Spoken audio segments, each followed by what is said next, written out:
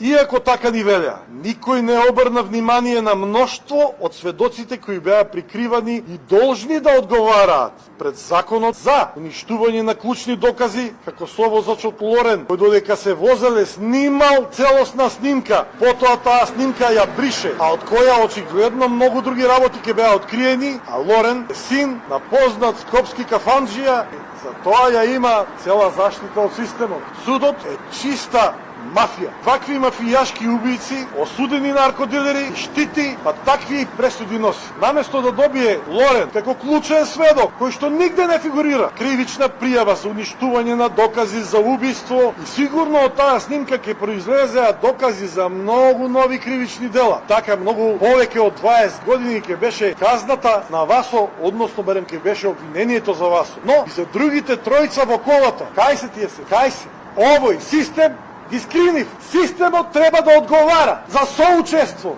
во прикривање на убиство.